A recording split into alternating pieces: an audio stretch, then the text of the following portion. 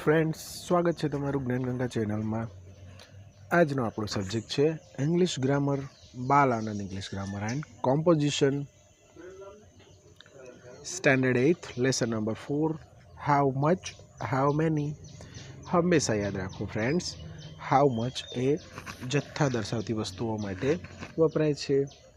जत्थो एटले के दूध, दही, छाश, पेट्रोल, चा, कॉफी આવી બધી વસ્તુઓ છે તે જથ્થો દર્શાવે છે।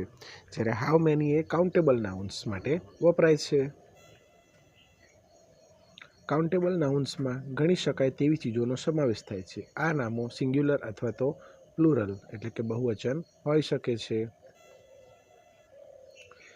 અનકાઉન્ટેબલ નાઉન્સ એમાં ન ગણી શકાય તેવી ચીજ વસ્તુઓનો સમાવેશ થાય છે।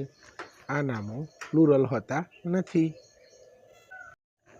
હાઉ મેની ગણી શકાય તેવા નાઉન્સની સંખ્યા જાણવા માટે વપરાય છે। હાઉ મચ કેટલું, કેટલી, કેટલો ગણી ન શકાય તેવા નાઉન્સ માટે વપરાય છે એટલે કે જથ્થા માટે।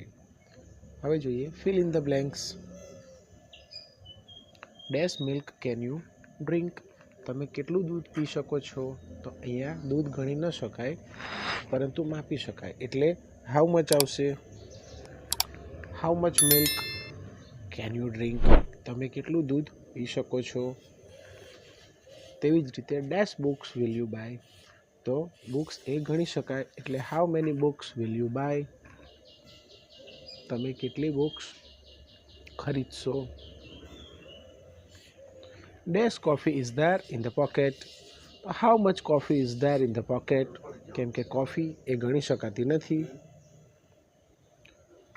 એટલે જવાબ હાઉ મચ આવશે।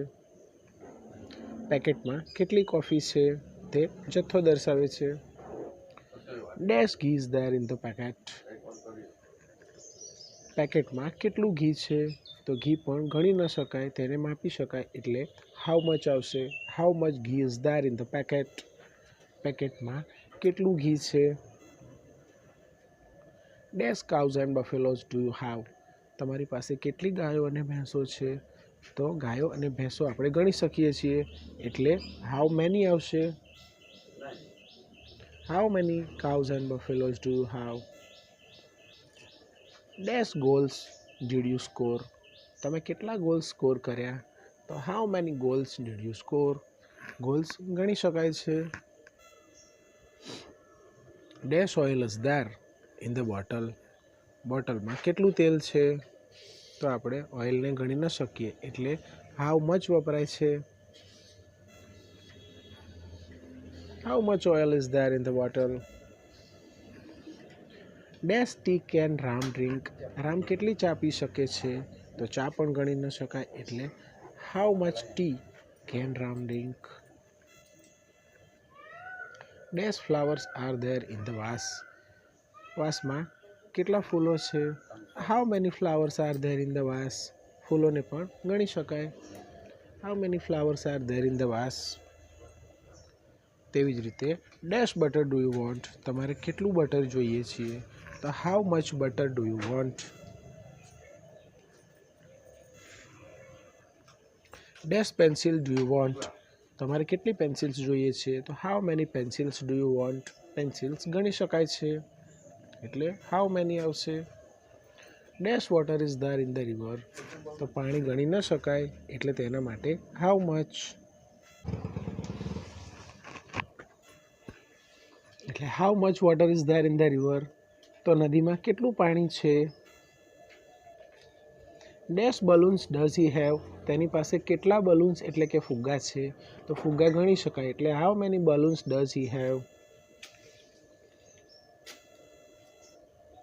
Dash boys are there in the class, વર્ગમાં કેટલા છોકરાઓ છે?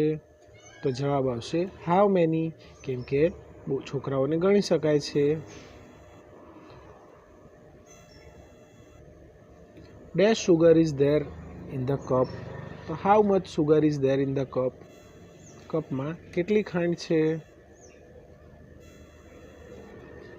Dash is the sack of wheat, આ ઘઉંનો કોથળો કેટલો છે? તો how much is this sack of wheat, અહીંયા આપણે હાઉ મચ વાપરીશું કેમ કે વજનની વાત કરવામાં આવી છે. Dash honey is there in this bottle, તો how much honey is there in the bottle. બોટલમાં કેટલું હનીને આપણે મધ, બોટલમાં કેટલું મધ છે, તો how much. Dash is this packet of sweets. આ સ્વીટ્સનું પેકેટ કેટલું છે, એટલે વજનની વાત કરી છે, એટલે how much is this packet of sweets. આ પેકેટનું વજન કેટલું છે એવો અર્થ અહીંયા થશે. Dash petrol is there in the can. કેનમાં કેટલું પેટ્રોલ છે, તો how much petrol is there in the can. Petrol એ જથ્થો દર્શાવે છે. Dash children are there in the class. વર્ગમાં કેટલા બાળકો છે, તો બાળકો ગણી શકાય, એટલે how many children are there in the class. Dash days are there in the week. અઠવાડિયામાં કેટલા દિવસો છે, તો how many days are there in the week. દિવસોને ગણી શકાય.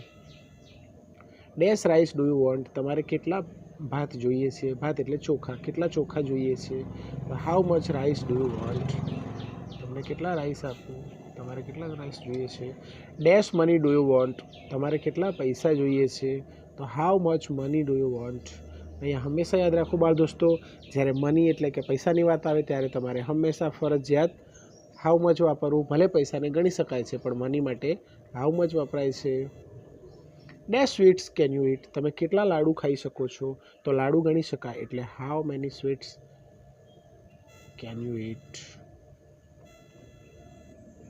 Dash is this packet of biscuits. How much is this packet of biscuit. આ બિસ્કિટનું packet કેટલા વજનનું છે. તો થેન્ક યુ ફ્રેન્ડ્સ. જો વિડીયો પસંદ આવ્યો હોય, માહિતી ઉપયોગી લાગી હોય, તો ચેનલને જરૂરથી સબસ્ક્રાઈબ કરી લેજો અને વિડીયોને લાઈક પણ આપી દેજો. તમારા મિત્રોને પણ શેર કરજો. તો મળીશું નવા વિડીયો સાથે. ત્યાં સુધી આવજો. Bye bye.